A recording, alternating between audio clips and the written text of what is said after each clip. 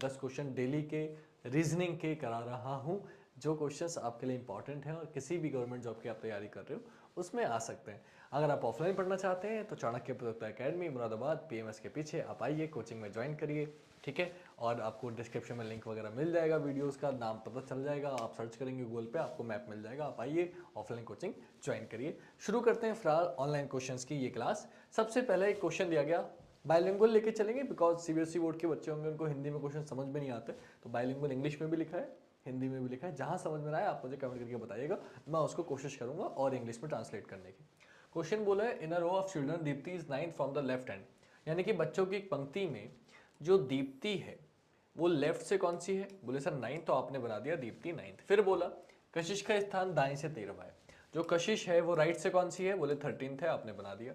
जब वे आपस में अपना स्थान बदल लेते हैं, मतलब when they interchange their positions, तो कशिश पहुंच गई दीप्ति की जगह, दीप्ति पहुंच गई कशिश की जगह, जो उसने बोला आपने कर दिया।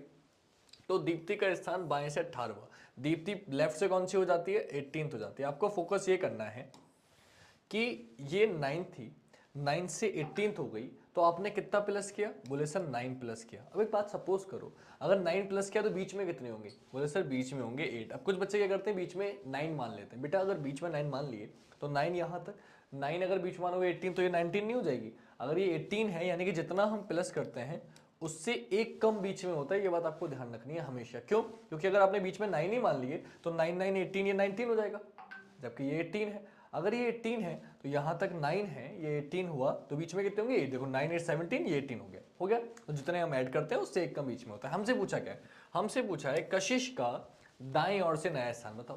बेटा यहाँ से यहाँ तक गए कितना प्लस किया, 9, तो यहाँ से यहाँ तक जाएंगे तो भी कितना प्लस करेंगे, 9। तो बस 13 में 9 ऐड कर दो, 13 में 9 ऐड कर दो, कितना हो गया 22। आपका आंसर कितना हो गया 22। क्यों, यहाँ तक 13 है, बीच में कितने 8 21 और एक कशिश, 22 आंसर हो जाएगा। या डायरेक्टली यहाँ से यहाँ गए 9 प्लस किया तो आप भी 9 प्लस कर दो, 30 में 9 प्लस कर दे 22, यानी कि ऑप्शन ए आपका आंसर हो गया। आई होप आपकी समझ में अच्छे से आ गया होगा। बहुत अच्छा क्वेश्चन है, आसान सा क्वेश्चन है, कोई भी दिक्कत हो तो आप कमेंट करिएगा, मैं उसको दोबारा समझा दूंगा, ठीक है बेटा। आते हैं नेक्स्ट क्वेश्चन पे। नेक्स्ट क्वेश्चन की बात करें तो क्वेश्चन आपको ये दिख रहा है, मिनट और घंटे की सुई के बीच 12:20 पर बना कोण क्या होगा। देखिए कोण का सबसे आसान तरीका, आपको कुछ करना ही है, बस आपको बेसिक पता होना चाहिए। बेसिक क्या है कि कोई भी घड़ी अगर आपको पता है, आपको अगर टाइम देखना आता है तो 12:20 की अगर बात करें, छोटी वाली सुई ये होगी और बड़ी वाली ये होगी 4 पर, ऐसे बचता है 12:20, राइट। आपको एक चीज पता है बेटा, वो क्या पता है, आपको ये पता है कि कोई भी सुई क्यों ना हो उसमें जो एंगल होता है वो क्या होता है ना। तो बेटा 12:20 की अगर बात चल रही है तो टाइम ऐसा आ रहा होगा, यहां से यहां तक अगर आप चेक करोगे कितने मिनट है, तो आप बताओगे 5 10 15 20 मिनट्स है।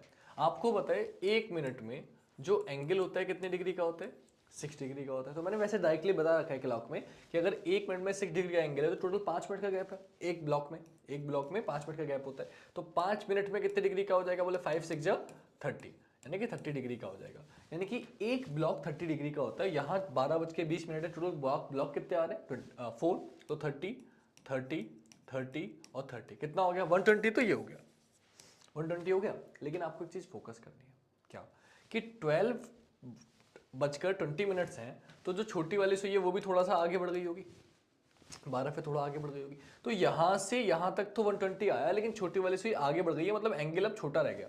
अब कितना छोटा रह गया, कितना चली छोटी वाली सुई, तो जो छोटी वाली सुई है 12 वाली, वो एक मिनट में चलती है आधा डिग्री। कितना चलती है, आधा डिग्री। तो 20 मिनट कितना चलेगी, 20 का आधा, 20 का आधा कितना होता है 10, यानी कि 10 आप माइनस कर दो, तो आंसर कितना आ गया 110 डिग्री। एक तरीका तो ये है, आप डायरेक्टली कर सकते हो। अगर आपको समझ में नहीं आया नो प्रॉब्लम, आसानी से बताता हूँ आप और आसान कैसे कर सकते हो। जो तरीका मैं हमेशा बताता हूँ एंगल निकालने का, पहला वाला समय जो है वो लिख लो ऐसे, 12 का मतलब सुई कितने पर होगी 12 पर, आपने लिख लिया। 20 का मतलब सुई कितने पर होगी 4 पर, आपने लिख लिया। आपको कर देना है माइनस, क्यों, टोटल 12 पे एक सुई थी, 4 पे एक सुई थी, बीच में कितने ब्लॉक आएंगे, तो बोले सर बीच में ब्लॉक आएंगे 8। अब यहाँ जो भी आता है उसकी मल्टीप्लाई हमेशा 30 से करनी है, क्यों, क्योंकि एक ब्लॉक 30 डिग्री का होता है, 30 से मल्टीप्लाई करते कितना हो गया 240। एंड देन हमेशा आपको प्लस करना है, क्या प्लस करना है, मिनट का हाफ, मिनट कितने 20 का हाफ कितना हो जाएगा 10, कितना आ गया 250 डिग्री, आपका आंसर हो गया 250 डिग्री। लेकिन बेटा हमेशा याद रखना ये 180 डिग्री से बड़ा है। कोई भी एंगल अगर 180 डिग्री से बड़ा होता है तो वो रिफ्लेक्स एंगल कहलाता है, बाह्य कोण कहलाता है या प्रतिवर्ती कोण कहलाता है। लेकिन हमसे तो एंगल पूछा है, कोण पूछा है, तो कभी भी अगर आपको वैल्यू 180 से बड़ी आ जाए तो आपका सिंपल सा कॉन्सेप्ट है, आपको 360 में से माइनस कर देना है। क्यों कर रहे हैं बेटा, सपोज करिए ये 3 बज रहा है, पूरा कॉन्सेप्ट समझते हैं। ये 3 बज रहा है, ये 90 डिग्री का एंगल है, लेकिन इसमें मैं अगर आपसे रिफ्लेक्स एंगल पूछूं कि ये जो बाहर वाला कोण है ये कितने डिग्री का होगा, तो एक सर्कल 360 का होता है। इस सर्कल में से अंदर वाली वैल्यू माइनस कर दो, बाहर वाली कितनी आ गई, 270 आ गई। इसी को उल्टा बोल लो कि भाई सर ये 3 बज रहा है, उसने आपको बाहर वाली वैल्यू दे दी 270, अंदर वाली पूछ ली, तो भी कैसे करोगे, बोले 360 में से 270 माइनस कर दो, अंदर वाली कितनी आ गई, बोले सर 90 डिग्री आ गई। तो कभी भी एक वैल्यू पता होगी, दूसरी निकालनी होगी। कभी बाह्य कोण आ जाए उससे कोण निकालो तो भी 360 में से माइनस, अगर एंगल दिया हो बाह्य कोण निकालो तो भी 360 में से माइनस। तो आपने क्या देखा, यहाँ 250 आ गया जो कि रिफ्लेक्स एंगल है, बट पूछा एंगल है, तो आप इसे 360 में से माइनस कर दोगे, आंसर कितना आ जाएगा 1110, यानी कि 110 डिग्री, जो कि आपका ऑप्शन बी आंसर हो जाएगा। कुछ भी समझ में ना आए, वैसे तो ऐसा हो ही नहीं सकता क्योंकि एंगल का पूरा कॉन्सेप्ट मैंने पढ़ा रखा है आपको, क्लॉक बाय हिमांशु से डालोगे पूरी वीडियो मिल जाएगी, समझ में आ जाएगा। फिर भी कोई दिक्कत हो तो भाई फिर एक क्लास तरीका जो आप अब तक पढ़ते आए हो, रट्टा मारते हैं, रट्टा मान लो, r into 30 plus minus minute into 11/2, ये आपका फॉर्मूला है। इसमें वैल्यू पुट कर दोगे, 12 20 कैसे बोला है, 12 मतलब ये है r मतलब घंटा, m मतलब मिनट, तो m की जगह रख देंगे ये, r की जगह रख देंगे ये, सॉल्व कर लेना, आंसर आपका आ जाएगा। मैं फिलहाल सॉल्व नहीं करा रहा, ये आपका काम है, आप कर लेना, आपका आंसर आ जाएगा। अभी फिलहाल बढ़ते हैं आगे। मैंने तीनों टाइप बता दी, जो पॉसिबिलिटीज है तीनों बता दी, ताकि आपको जो अच्छा लगे आप वो करो। मैं ये नहीं चाहता कि आप ये को मेरी तरीके से करो, कोई जबरदस्ती नहीं, जैसे आपको अच्छा लगे आप वैसे करो, बस स्पीड आनी चाहिए, जल्दी आंसर आनी चाहिए। मैं ऐसे क्यों बताता हूँ, ताकि हम बिना कॉपी पेन के कर सके। फॉर्मूले के लिए आपको कॉपी पेन का यूज करना पड़ेगा, और मैं कोशिश ये करता हूँ कि बच्चे पेन का यूज ना करें, क्योंकि स्पीड अगर बढ़ानी है, एसएससी का पेपर के लिए करना है, तो हमें स्पीड के लिए हमें बिना कॉपी पेन के करना पड़ेगा, क्योंकि वहाँ पेपर मिलता है, लेकिन हमें कोशिश करनी है पेन का यूज हम ना करें, पेपर का यूज हम ना करें, तभी स्पीड बन पाएगी। अगले क्वेश्चन पे आते हैं। आपसे एक क्वेश्चन पूछा, वर्ष 1931 का कैलेंडर किस वर्ष में प्रयोग होगा, अर्थात कब रिपीट होगा, है ना, सेम कैलेंडर कब रिपीट होगा। कभी भी इसमें का क्वेश्चन है, आपको सिंपल तरीका बताता हूँ। जो भी ईयर दिया गया है आपको बस ये चेक करना है वो लीप ईयर है या नहीं। वो कैसे चेक करते हैं, उसको चेक करने का तरीका ये है, आखिरी की 2 डिजिट को 4 से डिवाइड करो। 4 से क्यों, क्योंकि लीप ईयर 4 ईयर्स बाद आता है। अगर आप ये 4 से डिविजिबल होगा तो ये लीप ईयर होगा, अगर अदरवाइज लीप ईयर नहीं होगा तो आप 4 से कट करोगे, 4 1 जा 4 कैरी 3, 31 4 के टेबल में आता नहीं, मतलब ये लीप ईयर नहीं है। अगर ये लीप ईयर होता, तो मैं 28 प्लस कर देता और सेम ईयर आ जाता। तो कभी भी अगर जो वर्ष दिया गया, जो ईयर दिया गया, अगर वो लीप ईयर है तो आप 28 प्लस कर दो, आपका आंसर आ जाएगा। फर्स्ट रूल आपका ये हो गया, फर्स्ट रूल। सेकंड रूल क्या है, अगर जो ईयर दिया गया है वो लीप ईयर नहीं है, लेकिन उससे जो पिछला वाला ईयर है 1970 सपोज करिए, इससे जो प्रीवियस ईयर है 1970, अगर ये लीप ईयर है, क्या ये लीप ईयर है, पहले चेक करो।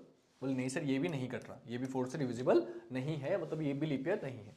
अगर पिछला वाला वर्ष ईयर है, यानी कि लास्ट ईयर, जो भी ईयर आपको दिया गया है उससे लास्ट ईयर जो है, उससे प्रीवियस ईयर जो है, प्रीवियस ईयर लिख देता हूं लास्ट ईयर की जगह, उससे जो भी प्रीवियस ईयर है, प्रीवियस ईयर क्वेश्चन पीवाई लिख देता हूं खाली, है ना, उससे अगर प्रीवियस ईयर लीप ईयर है तो आप क्या करोगे, आप 6 जोड़ दोगे, आपका आंसर आ जाएगा, सेम ईयर आ जाएगा जो भी ईयर दिया होगा। तो मुझे दिया था 1971, क्या दिया था 1971, ना तो ये लीप ईयर है, मैंने इससे पिछले वाला चेक किया 1970, अगर वो लीप ईयर होता तो मैं 6 जोड़ देता, मेरा आंसर आ जाता। और अगर ये दोनों कंडीशन ना लगे, ना फर्स्ट लगे ना सेकंड लगे, तो थर्ड कंडीशन है, जब ये फर्स्ट एंड सेकंड ना लगे तो आप 11 ऐड कर दो, आपका आंसर आ जाएगा। अगर फर्स्ट भी ना लगे सेकंड में लगे तो क्या ऐड करना है, 11 ऐड करना है। तो ये 1971 है, आप सिंपल सा इसमें 11 ऐड कर दो, क्योंकि ना तो ये लीप ईयर है ना इससे पिछला वाला लीप ईयर है। जब आप ऐड कर दोगे 112 718 1982, ये आपका आंसर हो जाएगा। ऑप्शन डी आपका आंसर हो गया। सबसे आसान तरीका है, ऐसे क्वेश्चन अक्सर आते हैं एग्जाम में, क्योंकि कई बार सिंपल सा क्वेश्चन है तो एक ट्रिक बता दी आपको। बाकी बेसिक तरीका देखना चाहते हो तो कैलेंडर बाय हिमांशु से डालो, आपको वीडियो मिल जाएगी, पूरा कैलेंडर का चैप्टर पढ़ लो, पूरा लेक्चर पढ़ा हुआ है। ठीक है बेटा, बढ़ते हैं आगे, अगले क्वेश्चन पे आते हैं।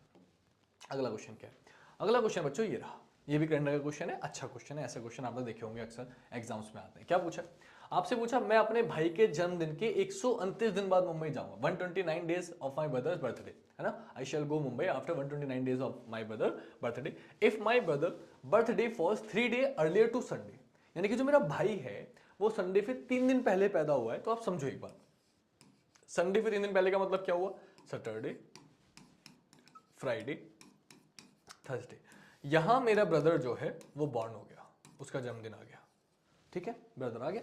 आपसे क्या बोला, मैं उसके बर्थडे के 129 डेज बाद जाऊंगा। आप सपोज करिए कि मैंने आपसे पूछा कल क्या है, एक दिन बाद क्या, तो आपको क्या संडे, तो कल मंडे है, फिर परसों ट्यूसडे है, वेडनेसडे, ऐसे ही चलता जाएगा आगे। जितने भी डेज बोले जाते हैं आपको कुछ नहीं करना होता बेटा, आपको सिर्फ 7 से डिवाइड करना होता है, बिकॉज हमारे पास डे 7 ही है, संडे से लेकर फ्राइडे तक, उसके अलावा कोई डे नहीं होता। तो 7 से डिवाइड करना है आपको और कुछ नहीं करना, क्योंकि 7 डेज रिपीट होते रहते हैं। जब आप 7 से डिवाइड करोगे, 7 1 7 कैरी 5, 7 8 56, कैरी कितना बचा, 3 बचा। यानी कि आपको सिंपल सा प्रोसीजर ये याद रखना है कि आपको सिर्फ 3 डे आगे जाना है। 129 डे का मतलब क्या है, 3 डे आगे जाना है। कितने भी दिन आपसे बोले कि इतने दिन आगे जाओ, कोई बोले आपसे 8 दिन आगे जाओ, 8 को 7 से डिवाइड करो, 1 बचा, 1 डे आगे चले जाओ। कोई बोले 100 दिन आगे जाओ, 100 को 7 से डिवाइड करो, जो बचेगा उतने दिन आगे चले जाओ। जितने भी दिन बाद बोलते हैं उसे 7 से डिवाइड करते हैं, और जितने दिन बचते हैं बस उतने दिन आगे चले जाते हैं। तो 3 दिन आगे जाना है, लेकिन किसके 3 दिन आगे जाना है, थर्सडे के, जिस दिन भाई पैदा हुआ था उसके 3 दिन आगे, बर्थडे के। तो जब आप थर्सडे पे 3 दिन आगे जाओगे तो फ्राइडे, सैटरडे, संडे, लौट फिर के फिर से आंसर कितना आ गया, संडे। तो संडे कौन से ऑप्शन में बेटा, बी ऑप्शन में। यानी कि मुंबई कब जाऊंगा मैं, बोले सर मैं संडे में मुंबई जाऊंगा। क्लियर हो गई बात? आई होप आसान सा क्वेश्चन था, समझ में आ गया होगा। आते हैं अगले क्वेश्चन पर। अगला क्वेश्चन क्या है बेटा, अगला क्वेश्चन है स्टेटमेंट कंक्लूजन। देखो सारे क्वेश्चन आपको ऐसे चैप्टर्स दिए हैं, मैंने बोल रखा है, और सर इतना बढ़िया सर है आपके जो टाइप कर रहे हैं कि ऐसे ऐसे बढ़िया बढ़िया क्वेश्चन दे रहे हैं जो एग्जाम्स में आएंगे, है ना। तो ऐसे क्वेश्चंस ही छांटना हमारा काम है जो आपको सीधे एग्जाम में मिले और आपके जॉब लगे। तो उनकी भी मेहनत है और आप लोगों का प्यार है जो इतनी मेहनत कर रहे हैं, है ना। आओ बेटा क्वेश्चन पे क्या बोला, आपसे बोला स्टेटमेंट है सम हाईवेज आर रोड, कुछ हाईवे सड़क है। कैसे बनेगा सम का डायग्राम, आपको बता रखा है सम का डायग्राम ये बनता है, सम हाईवेज आर रोड्स। डन बेटा, हिंदी में यहाँ लिख रहा है कुछ हाईवे सड़क, आप समझ जाओगे। नेक्स्ट बोलो ऑल रोड्स आर स्ट्रीट, सब सभी सड़क क्या है, गली है। ऑल रोड्स आर स्ट्रीट्स, सारी के सारी रोड क्या है, स्ट्रीट है। डायग्राम बन के तैयार हो गया, बन गया। अब जो पूछे बता दो। पहला क्या बोला, सभी हाईवे के गली होने की संभावना है, यानी कि all highways being streets in a possibility. अब मुझे बताइए क्या ये सारे हाईवे स्ट्रीट के अंदर आ सकते हैं, आ सकते। पॉसिबिलिटी लिखा हुआ है, क्या लिखा हुआ है, पॉसिबिलिटी, संभावना लिखा हुआ है। तो चेक करते हैं बेटा, सम कुछ हाईवे क्या है, सड़क है, कुछ हाईवे रोड है, आपने बना दिया। जब आपसे बोला सभी रोड स्ट्रीट है, तो आप ऐसे बना सकते हो इसे, सभी रोड स्ट्रीट है। अब भी तो सही है डायग्राम, तो मैं ये भी बना सकता हूं। अगर मैं ये बना सकता हूं तो मुझे बताओ सारे हाईवे स्ट्रीट के अंदर आ गए नहीं, आगे बोले हाँ सर आ गए, आ गए तो पहला वाला क्या हो गया बेटा, सही हो गया। समझना ये है, पॉसिबिलिटी का मतलब ये होता है कि आप डायग्राम बना के देखो, और अगर एक भी चांस हो, 1% चांस भी हो उसके सही होने का, किसी एक डायग्राम में भी सही हो जाए, तो उसे हम क्या मान लेंगे, सही मान लेंगे, अगर पॉसिबिलिटी लिखा हो। तो इस डायग्राम में तो ये पॉसिबल नहीं था, लेकिन इस डायग्राम में पॉसिबल हो गया। पॉसिबल हो गया तो पहला वाला क्या हो गया, सही हो गया। सेकंड पे आता है, some streets are not highways, some street are not highways, कुछ गली हाईवे नहीं है। अब देखो कुछ गली हाईवे नहीं है, इसमें भी सही नजर आ रहा है आपको, इसमें भी सही नजर आ रहा है, कुछ बच्चे सही लगा के आ जाएंगे। लेकिन मैंने आपको डायरेक्ट एक चीज बता रखी है कि कभी भी दोनों स्टेटमेंट अगर पॉजिटिव हैं तो उनसे नेगेटिव आंसर कभी भी नहीं आता। हमेशा याद रखिएगा, अगर फर्स्ट पॉजिटिव सेकंड पॉजिटिव तो कंक्लूजन भी कैसा आएगा, पॉजिटिव। अगर फर्स्ट पॉजिटिव सेकंड नेगेटिव तो क्या आएगा, negative. First negative second positive तो क्या आएगा, नेगेटिव। लेकिन दोनों नेगेटिव है तो आंसर क्या आएगा, कैन नॉट बी डिटरमाइन। ये थोड़ा सा प्रोसीजर याद रखिएगा।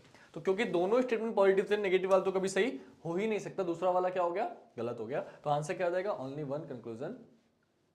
डन। नेक्स्ट,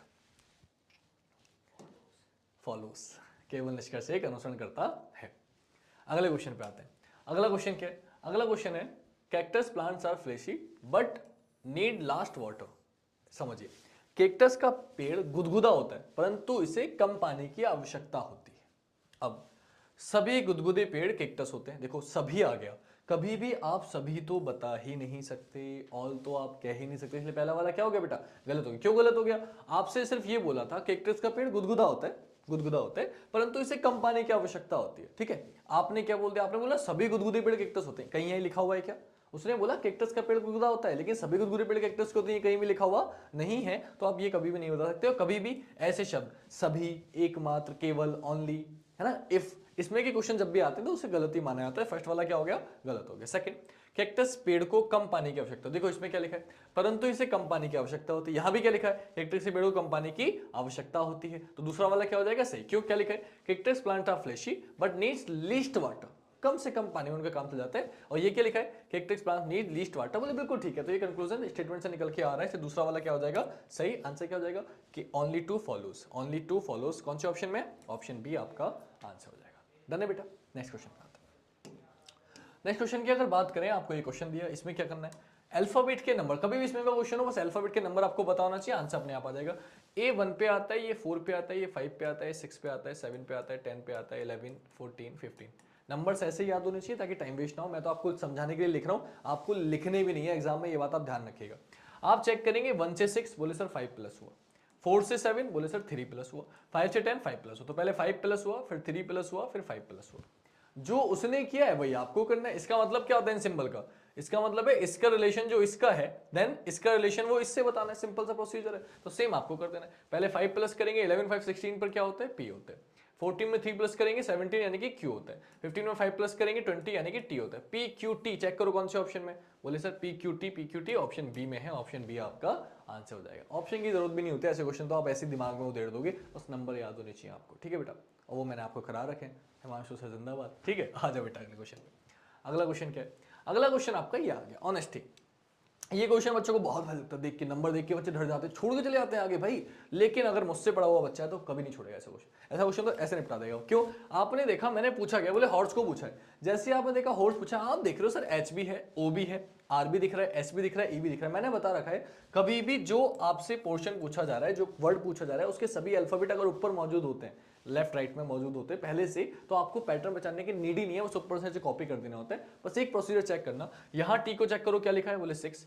यहाँ भी टी को चेक करो क्या लिखा है 6। तो आप भी टी को क्या लिखोगे अगर होगा तो? बोले 6 ही लिखूंगा। अगर टी को 6 लिखा है तो हर जगह तो मैं भी 6 ही लिखता। तो सेम प्रोसीजर है। एच को चेक करो क्या लिखा है, बोले सर 5 लिखा है। तो भाई सिंपल सी बात है, H O R S E अगर मुझे बताना है, एच को 5 लिखा है तो मैं भी एच को क्या लिखूंगा? 5 लिखूंगा।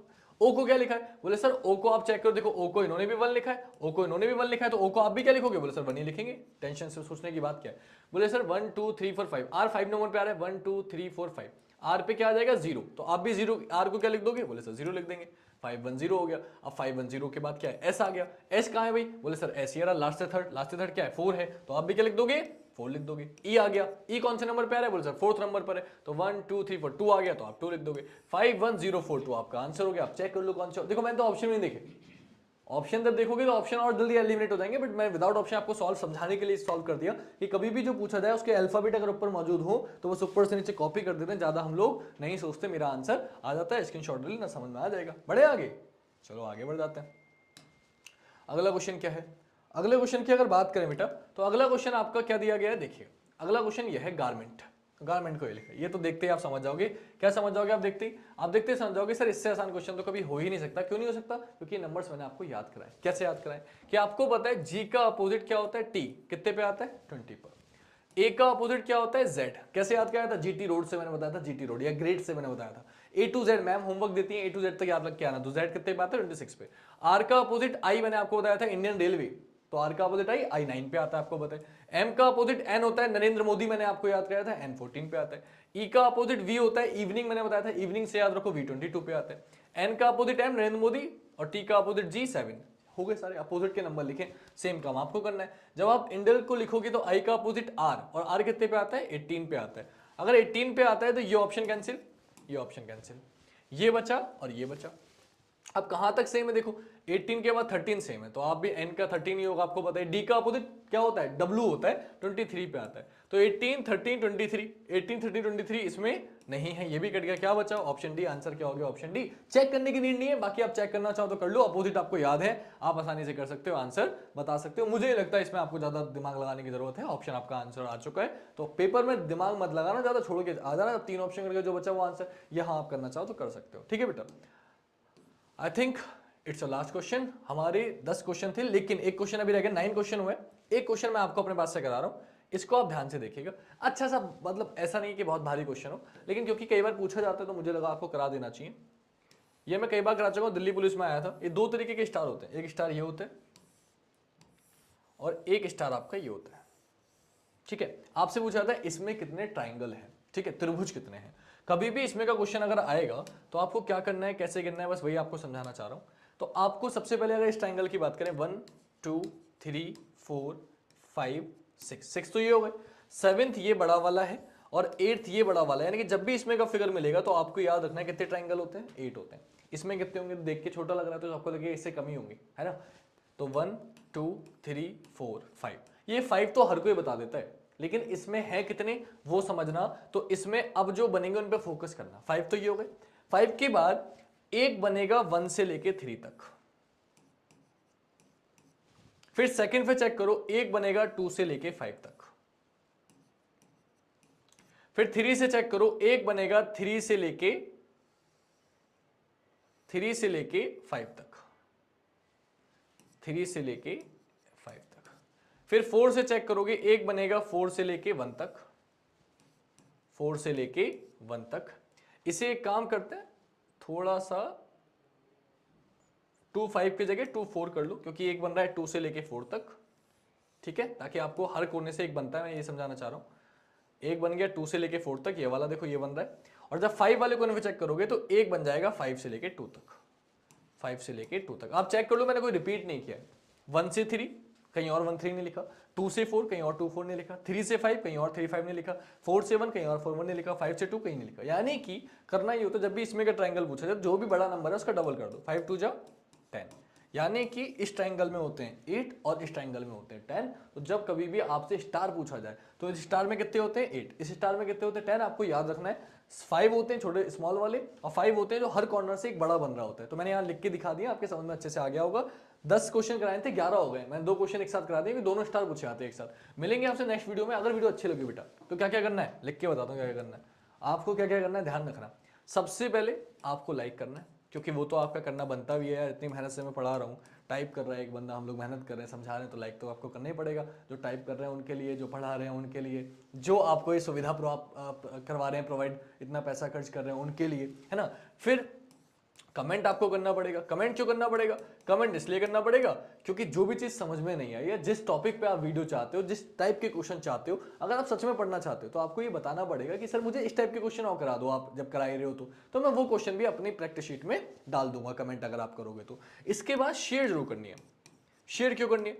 शेयर इसलिए करनी है ताकि बेटा हम ऑफलाइन तो पढ़ा ही रहे हैं, लेकिन ऑनलाइन जो पढ़ा रहे हैं वो इसीलिए पढ़ा रहे हैं कि जो बच्चे भूले बिसरे हमसे दूर हो गए हैं, नहीं आ पा रहे हैं, तो वो पढ़ाई का लेवल देख पाएं। और जो भी आपके आस पड़ोस के दोस्त हैं जो जहां भी पढ़ रहे हैं वो साथ में प्रैक्टिस करना चाहते हैं, तो वो ऑनलाइन प्रैक्टिस कर सकें। वो भी अगर आपको अच्छा लगे वीडियो शेयर करने के लिए कोई कंपलसरी नहीं है, शेयर आप तब करो अगर आपको लगे कि हाँ सर ने अच्छा पढ़ाया है और ये मेरे दोस्त की भी हेल्प कर सकता है, तो आप उसकी अगर जॉब लगेगी तो वो भी आपको दुआ देगा कि यार इसने मुझे अच्छा हो सर के बारे में बता दिया था, एक क्वेश्चन मेरे सर के अगर नहीं करते तो 2 नंबर से रह जाता और ये 2 नंबर मेरे पक्के हो गए सर की वजह से। तो इसलिए शेयर भी आपको जरूर करने हैं, ठीक है बच्चा। तो इतना काम आप करना। कोई भी डाउट हो, कोई भी परेशानी हो, आप कमेंट कर सकते हो।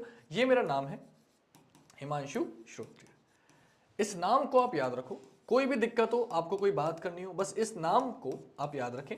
और इस नाम को आप कहीं भी सर्च कर लें, गूगल पे सर्च कर लें, इंस्टाग्राम पे सर्च कर लें, फेसबुक पे सर्च कर लें, मैं आपको शो हो जाऊंगा। आप मुझे वहां पर्सनली भी क्वेश्चन सेंड कर सकते हैं अगर कोई क्वेश्चन समझ में ना आए, ठीक है बेटा। तो कल मिलेंगे आपसे। आज के लिए इतना ही। जय हिंद, जय भारत, वंदे मातरम, धन्यवाद।